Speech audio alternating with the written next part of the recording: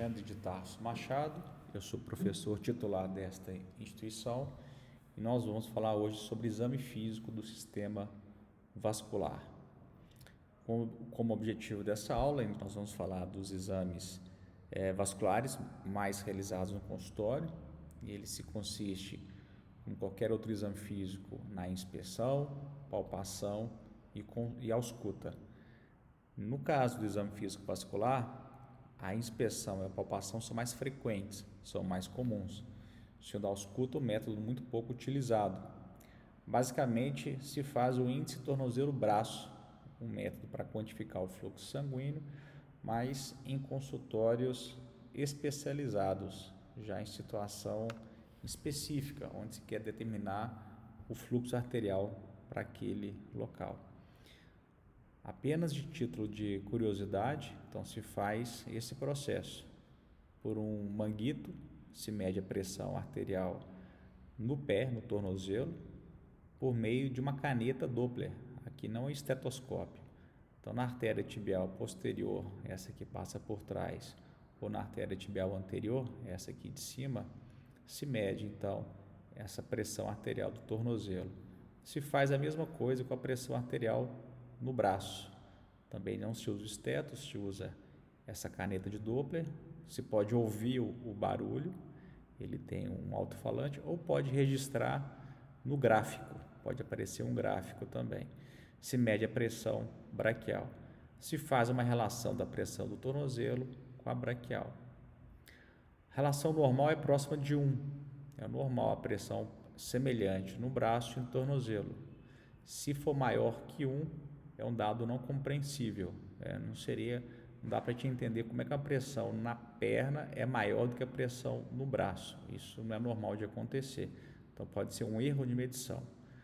O contrário, quando esse número é menor que 1, no caso menor que 0,9, começa a ter a doença arterial oclusiva periférica, um problema de aterosclerose, de oclusão periférica leve a moderada, quando começa a baixar a pressão do tornozelo, esse índice vai abaixando e fica entre 0,4 e 0,9, e é mais grave ainda essa doença arterial oclusiva periférica, quando esse índice é 0, então, ou seja, não tem pulso no tornozelo, ou ele é muito baixo, inferior a 0,4.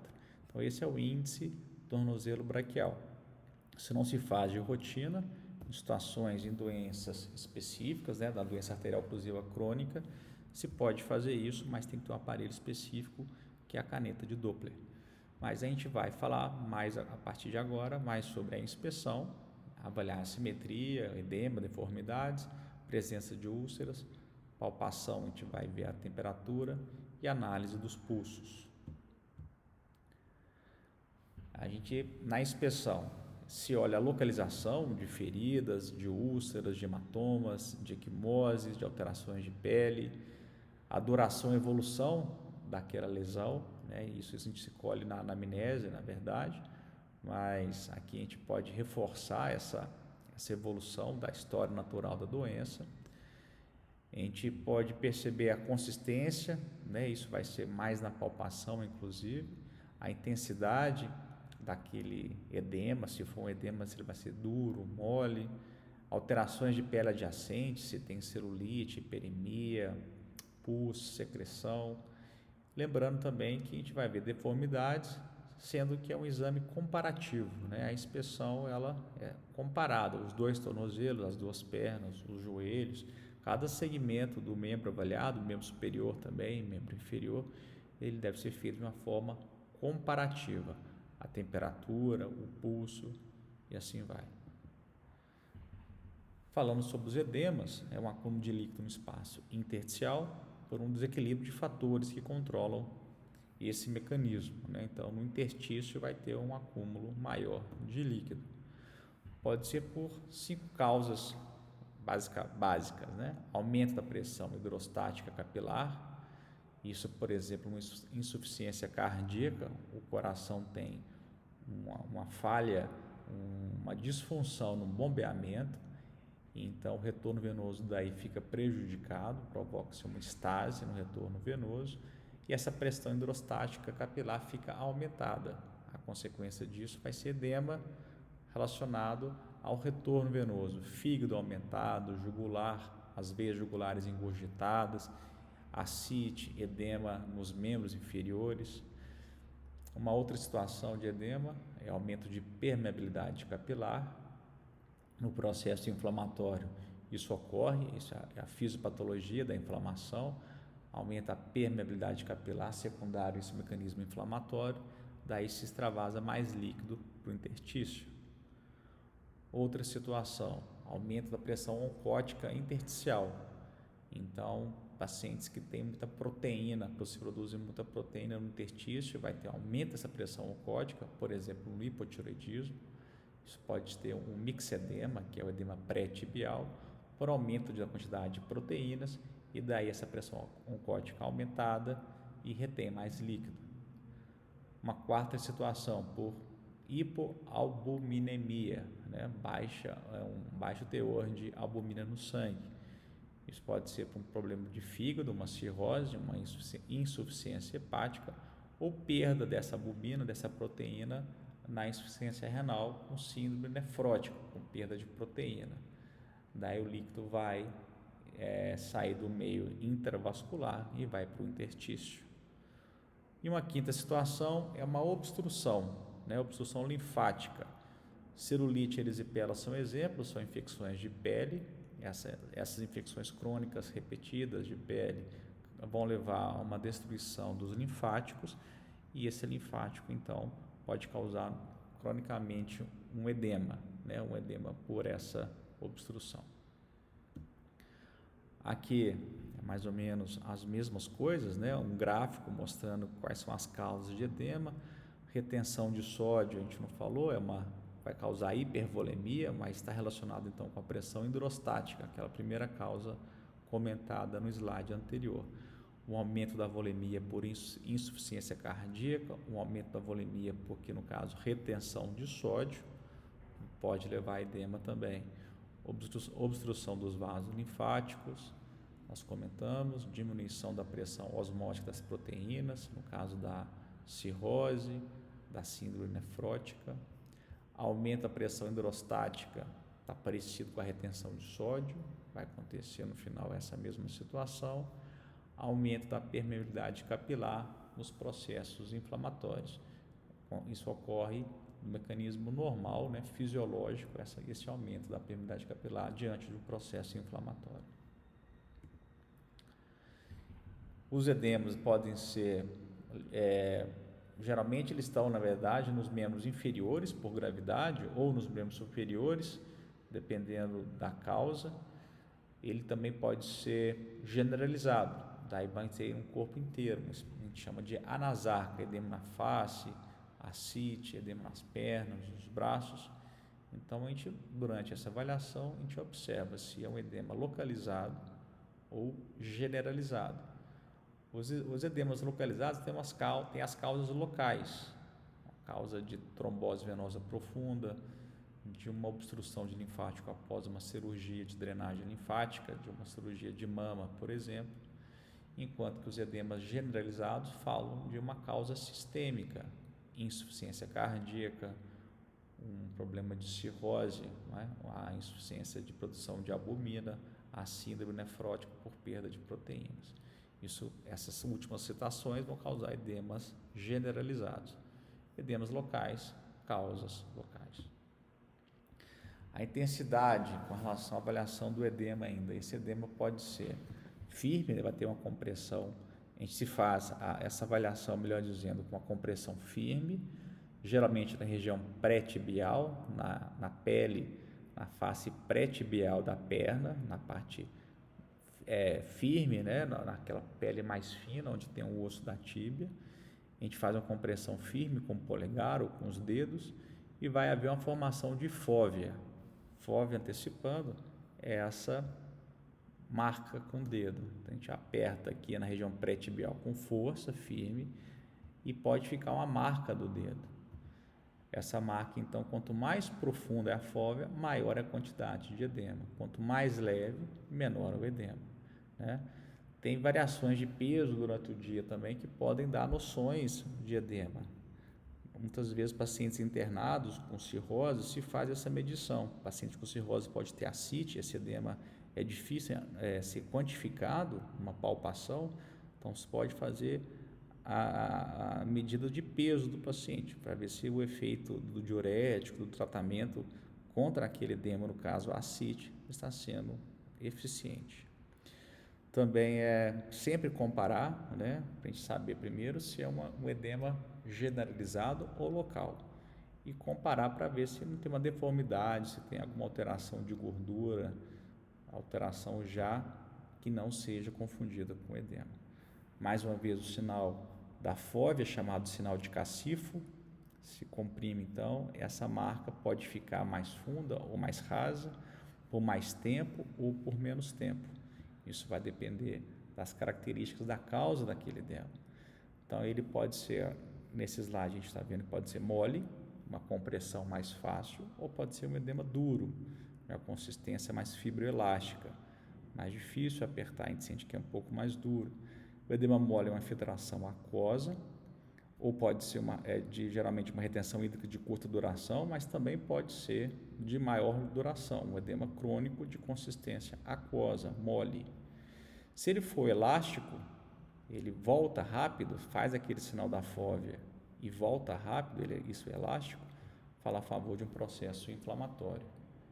Se ele for inelástico, forma aquela fóvea, aquele edema, mas ela fica por mais tempo, né? Essa permanência aqui é longa, alguns segundos, 10, 15, vários segundos, isso já fala de uma retenção hídrica, de insuficiência cardíaca, insuficiência renal por perda de proteína, então já fala não de processo inflamatório, de outras causas de edema.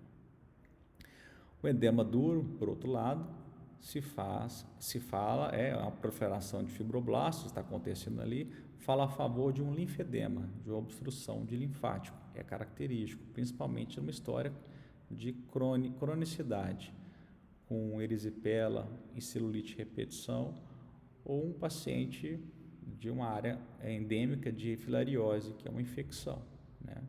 Aqui é um edema, aqui é um paciente gravíssimo, né, com uma perna esquerda aqui com edema crônico. Esse aqui é um caso muito raro, difícil de se ver isso no dia a dia, até menos comum do que a própria celulite e erisipela. A principal causa de linfedema no nosso meio é a celulite e erisipela, que são infecções de pele que vão destruindo aquele linfático com o tempo. Ainda na palpação, a gente faz a temperatura, se detecta a temperatura com o dorso da pele do examinador, né, do médico que está examinando, sempre comparando, lembrar de comparar com a um outro membro, pode ser membro superior, membro inferior, também comparar com peles um pouco acima, um pouco abaixo, então você está fazendo o exame do joelho, compara com a panturrilha, com a coxa, então, são as técnicas que a gente pode fazer.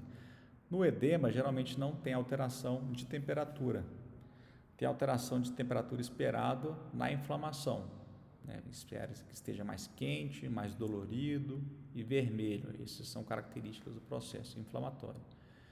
Uma pele fria, a gente já espera um comprometimento de irrigação sanguínea arterial, uma isquemia arterial. Enquanto num problema venoso, num problema de varizes, de congestão venosa, a gente espera desde temperatura normal até a temperatura um pouco mais quente. Não tão quente como o processo inflamatório, mas uma pele fria a gente espera, então, mais uma vez, comprometimento de irrigação sanguínea arterial. A sensibilidade na palpação a gente pode ser testado também, ao fazer a dígito-pressão, a comprimir aquela pele, a gente pode ver se é dolorosa, falando mais uma vez, uma dor intensa no processo inflamatório. Parestesia, com anestesia, tem que ter um contexto para a gente poder raciocinar, pode ser uma isquemia arterial aguda, e se for esse caso é grave, a gente vai estar vendo junto com a parestesia alteração de temperatura, perna fria, né, sem perfusão capilar distal, cianose ou palidez de extremidades, então pode ser uma isquemia arterial. Isso é gravíssimo, é uma emergência médica, são poucas horas que um nervo, que músculos, que artérias podem ficar sem irrigação sanguínea até que ocorra necrose, 4, 6, 8 horas. Depois disso, o risco de amputação é muito alto. Então, o paciente que tem uma história compatível com isquemia arterial, está evoluindo com parestesia, alteração de sensibilidade e até anestesia, não sente mais a perna, num contexto de exame físico compatível com isquemia arterial, isso é grave, tá? Um outro paciente que já fala de parestesia, mas é diabético crônico, a pele não tem alteração de temperatura, tem uma boa perfusão. Essa parestesia ou até anestesia pode ser alteração da diabetes crônica descompensada, que a diabetes tem como complicação a neuropatia periférica, a destruição progressiva das terminações nervosas, no caso aqui dos membros inferiores. O paciente vai deixando de sentir a pele. Então, dependendo do contexto, uma parestesia pode ser uma diabetes crônica descompensada.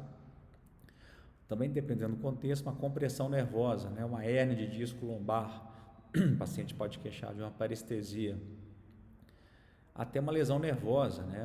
Uma doença do nervo, pode ser uma lesão cirúrgica, pode ser essa compressão da hérnia discal também mais intensa, levando até uma anestesia e paralisia, perda da força motora do nervo. Então, isso também precisa de uma anamnese, de um entendimento, de um contexto clínico específico. Um edema doloroso, né? Reforçando aqui nesse slide mais uma vez, ele fala a favor de inflamação. A trombose venosa profunda é uma inflamação, na verdade é um trombo, é uma oclusão venosa, mas é uma inflamação de uma veia. Então, se espera um edema na panturrilha com dor. Essa é uma característica da trombose venosa profunda. Outras alterações que a gente pode ver na pele é a coloração, a palidez. Então, a extremidade, né, a parte distal dos dedos pálida, mais branca, isso fala sobre o transtorno de irrigação arterial. Uma cianose, que é mais arroxeado. Se não tem um alívio dessa cianose com a palpação, isso pode ser uma estase venosa, é uma congestão de sangue, o sangue está tendo uma dificuldade de retorno venoso. Agora, se tem uma cianose junto com diminuição da perfusão capilar, já pode ser um problema de irrigação arterial também. Então, essa cianose tem que ser avaliada com outras situações, com temperatura e com perfusão capilar. Um paciente, então, mais uma vez, que tem uma perfusão capilar preservada, sem alteração de temperatura e com varizes, pode-se esperar, por conta de uma estase venosa, uma cianose, uma cor mais arroxeada na perna dele. Por outro lado, o paciente já tem uma perfusão diminuída, pele mais fria, também posso esperar uma cianose, mas aí já é por uma deficiência de irrigação arterial. Eu espero, na verdade, até uma palidez, falta até sangue na perna dele, deixando mais pálido. A vermelhidão mais intensa e com dor associada fala sobre inflamação, a favor de inflamação. A textura, né? Quando a gente vê um paciente com edema, a pele está bem lisa e brilhosa, isso fala a favor de um edema, de alteração recente e mais intensa. Uma pele mais espessa, alteração já crônica de maior duração. Uma pele enrugada é aquele sinal que aquele edema que estava ali está sendo eliminado, ele está sendo regredido. Com relação agora ao pulso, os pulsos arteriais, eles fornecem informações importantes sobre a ejeção ventricular, né, o débito cardíaco esquerdo. A gente avalia no pulso arterial a frequência, o ritmo, a amplitude e a tensão ou a dureza daquela artéria que está sendo avaliada. Essa tensão e a dureza são uma artéria rígida, né? A gente pode pensar no processo de aterosclerose, de envelhecimento, de endurecimento da parede arterial. Pode ter também aterosclerose, pode ter placas dentro da artéria, aí já é aterosclerose. E o processo de envelhecimento, a arteriosclerose, ela vai acontecer também. No idoso a gente se espera isso aí. A gente pode ver uma tortuosidade, sentir no pulso alguma tortuosidade de vaso, pode estar relacionado a algum aneurisma distal a isso, alguma obstrução, alguma alteração cirúrgica que deixou aquela artéria deformada. Então a gente pode sentir uma tortuosidade. Não se espera isso de uma artéria, se espera uma artéria lisa, retilínea, né? Ela tem um trajeto mais reto. A gente avalia a frequência também, é chamado aqui a frequência periférica de esfigmia.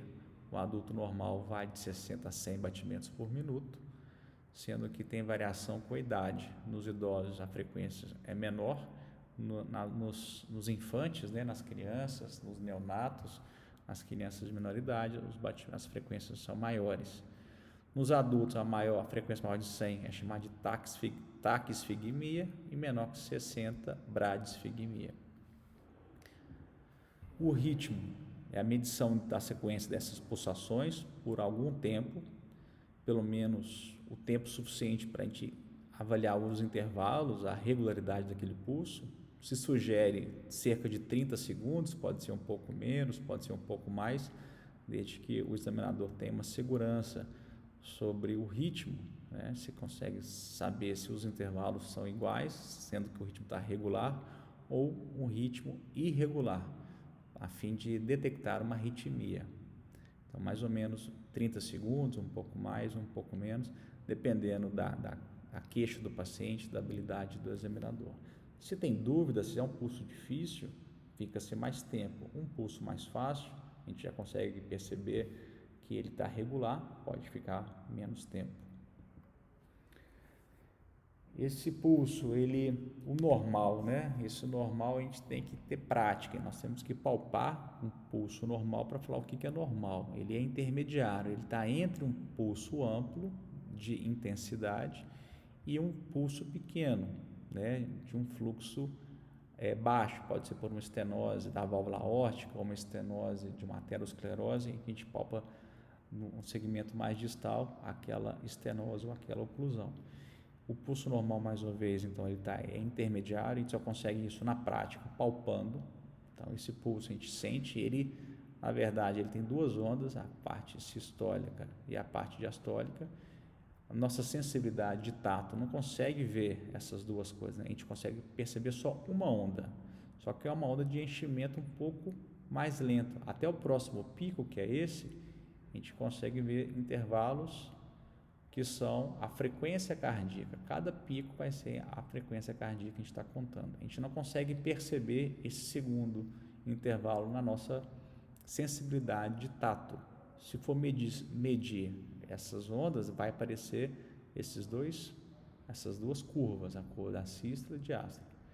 A gente não consegue, mais uma vez.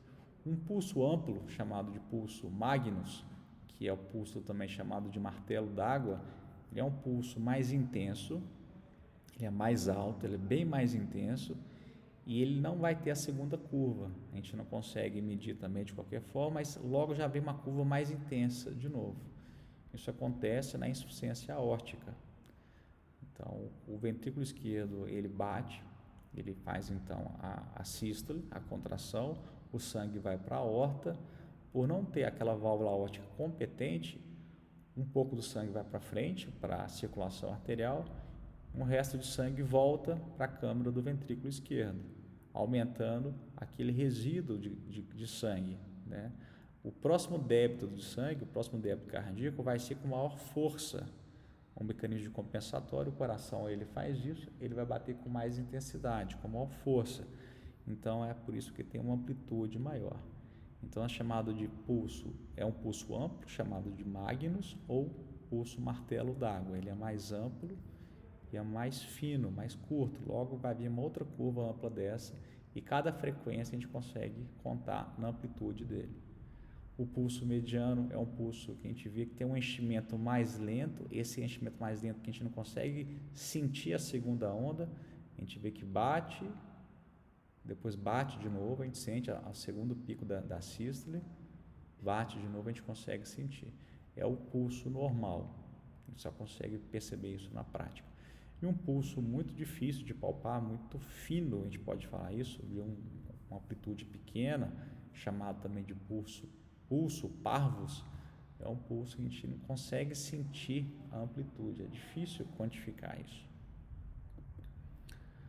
Comparar sempre com a artéria homóloga, a gente faz na temperatura, na inspeção, na palpação do pulso também é a mesma coisa, né? A gente está sempre comparando doenças doenças regionais, locais, como dissecção da aorta, oclusão de uma artéria seletiva, podem fazer com que aquele pulso não seja sentido palpável naquele membro superior ou inferior.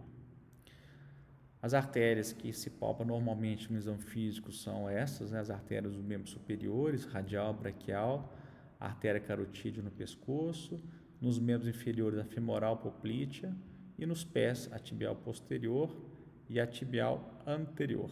Tá? Aqui tem a gente pode corrigir aqui que é a artéria tibial anterior, conhecida como dorsal do pé, mas o termo é a artéria tibial anterior. Tem a posterior e a anterior. A aorta abdominal está aqui, mas é um pulso que normalmente não se consegue palpar.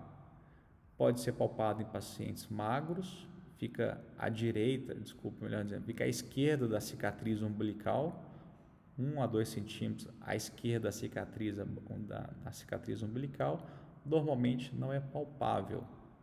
Pode ser palpável em pacientes magros. Artéria radial. Então, está aqui no membro superior, aqui é o polegar, o quinto dedo, então aqui é a mão direita, a artéria radial fica para o lado externo, lado lateral, para o lado do polegar, a artéria ulnar fica aqui para o lado medial, a artéria ulnar e a radial têm calibres próximos, a radial um pouquinho mais calibrosa e um pouco mais superficial, ela está mais na frente, em cima dessa prominência óssea aqui. Então, é mais fácil palpar a artéria radial do que a ulnar. Então, a gente dá preferência em palpar essa artéria radial. Ela é mais fácil. É uma artéria que está do lado, está na face lateral do punho, né? Então, aqui é a técnica, como é que a gente faz? Com as polpas digitais, com essa parte dos dedos, a gente vai aprofundando devagar até sentir a pulsação. É uma artéria fácil de palpar. Algumas vezes pode ser difícil em pacientes com um tecido adiposo maior, com edema, com inchaço, né? Mas geralmente é uma artéria fácil de palpar. A artéria braquial, ela está no braço, ela vai ser, então, na verdade, uma continuação da artéria axilar. Depois que ela passa pela borda inferior do músculo redondo maior, ela muda de nome. Ao passar pela borda desse músculo, que vai para o peito, né? Um dos músculos peitorais, ela muda de nome e vai ser artéria braquial. É uma artéria só. Ela vai, depois da fossa cubital, ela vai fazer as ramificações dela. Vai ter a artéria radial mais uma vez, a artéria ulnar e entre elas a artéria interóstea. Aqui está mostrando a artéria interóstea como ramo da ulnar. Pode ser algumas vezes uma trifurcação, a artéria interóstea saindo aqui. A artéria braquial, então, é essa aqui de cima. E se palpa essa artéria braquial aqui na fossa cubital. Uma artéria também está mais superficial, em cima, passando por uma proeminência óssea. A gente palpa ela um pouquinho mais medial do que, não é bem no meio do cotovelo, um pouquinho mais medial do cotovelo do que exatamente no meio do cotovelo. As artérias carótidas, então as artérias do pescoço, né? Aqui é uma visão anterior, a artéria à esquerda, a artéria carótida direita. Aqui mostrando mais uma vez como é que é a anatomia dela no pescoço, de perfil.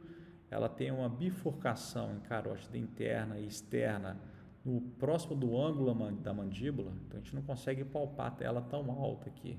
Ela já está mais profunda, mais difícil. A gente consegue palpar ela um pouquinho mais para baixo do que do ângulo da mandíbula, mais ou menos no meio do pescoço, um pouquinho para cima, um pouquinho para baixo do pescoço. Essa é a técnica, né? Então, com o paciente, um examinador examinando o paciente ele pode estender um pouquinho a cabeça, aqui é o músculo externo cleidomastoide, então entre a cartilagem cricóidea, né, a traqueia, então nesse espaço, nesse sulco que se dá, com essa posição do paciente fica mais fácil, a gente palpa a carótida, mais ou menos no meio do pescoço. Pode tentar conseguir palpar mais acima, próximo do ângulo da mandíbula, mas fica mais difícil, mas é uma tentativa. Se conseguir palpar, não tem problema, está palpado, né? Se está mais difícil, pode passar o dedo mais para baixo, mais, né, nesse sentido, acompanhando o externo cleidomastoide e sentir o pulso mais no meio, o que for mais fácil. A artéria femoral, é uma artéria, então, que é a continuação da ilíaca externa. Essa artéria ilíaca externa passa pelo ligamento inguinal. Ao passar pelo ligamento inguinal, ela muda de nome, chama artéria femoral comum. Ela está em cima da cabeça do fêmur. Então, a gente consegue palpar essa artéria também com certa facilidade. Então, ela está no ligamento inguinal, entre a crista ilíaca anterosuperior e a sínfise púbica.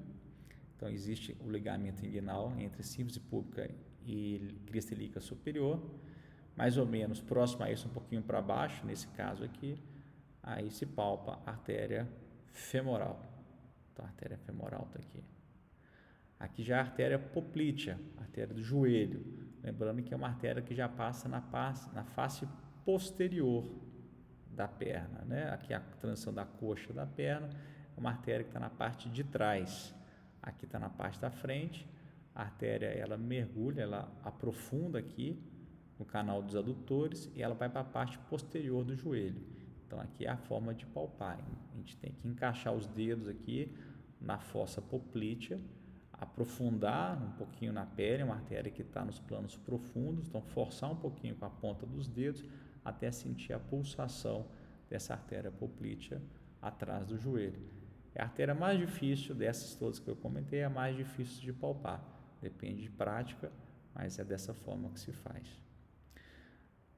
Com relação agora às artérias dos pés, né, a tibial posterior e anterior, aqui é a tibial anterior, essa aqui a outra é a tibial posterior, e aqui existe a fibular. Aqui a gente tem, na verdade, 3 artérias na perna, mas a gente não consegue palpar a tibular de rotina. A gente palpa a tibial anterior e a tibial posterior. Elas fazem uma anastomose, tem uma rede de anastomoses plantares que as 3 fazem essas comunicações em prol da irrigação do pé. A artéria tibial anterior, então, ela passa aqui entre o hálux e o segundo dedo do pé, então nesse canal aqui. Só que o local de palpação é na articulação do tornozelo, um pouquinho mais para cima. É nesse local que se palpa. Aqui tem uma visão superior vindo por cima, aquela artéria tibial. Aqui é a posterior, aqui está...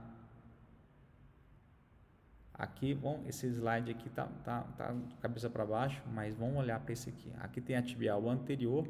Se a gente palpar muito para baixo da articulação do tornozelo, a gente vai ver já as artérias vão ter ramificações. A gente começa a perder a referência e a palpação dessa artéria. A gente tem que palpar ela no trajeto mais reto e ela mais calibrosa na articulação do tornozelo, aqui em cima. Se começa a palpar muito abaixo, ela já tem as ramificações e a gente não consegue pegar mais. Então, é no sulco entre o tendão do hálux e o segundo dedo, a gente vai conseguir sentir essa artéria também, uma artéria mais superficial. Aqui a gente começa a sentir, mas aí o ideal é que suba, né, na articulação do tornozelo e vai procurando nessa região, um pouquinho mais acima desse traço, né? Quando não consegue por aqui, a gente vai subindo o dedo, procurando aquela artéria tibial anterior. Aqui pode ser que a gente consiga, se conseguir, tá certo, não tem problema nenhum. E se estiver difícil, vai subindo essa palpação nesse sentido de cá. Agora a artéria tibial posterior, ela passa medial, na face medial da perna, no maléolo medial. Então, aqui está mostrando ela e aqui um desenho mais esquemático, mostrando que tem o maléolo medial e vai palpar essa artéria atrás do maléolo medial. Então, a gente faz essa compressão leve para não poder obstruir essa artéria contra esse anteparo ósseo, contra o maléolo, e vai soltando devagarinho, aprofundando um pouquinho a força para poder sentir essa palpação, esse ritmo da artéria. Aqui está mostrando de novo onde que é o local, maléolo medial, artéria tibial posterior, aqui é o local correto, a técnica, né, com a ponta dos dedos, sentindo essa artéria. A artéria tibial anterior vai estar por aqui, a gente vai sentir ela por aqui. Bem, era isso que a gente tinha para falar, né? A inspeção, lembrando que nós falamos da simetria, olhar sempre os dois membros, procurando edemas, deformidades, presença de úlceras, que são lesões da pele, palpação também com pulso e a temperatura sempre comparativos. São métodos que podem ser feitos nos membros superiores, nos inferiores, no pescoço, sempre comparando. A ausculta é o método que a gente usa de rotina, e a gente citou aqui o índice tornozelo-braço. Eu agradeço pela atenção de todos, fico à disposição no e-mail alexandre.tarso@medicinaintervencionista.com ou no site também www.medicinaintervencionista.com. Muito obrigado.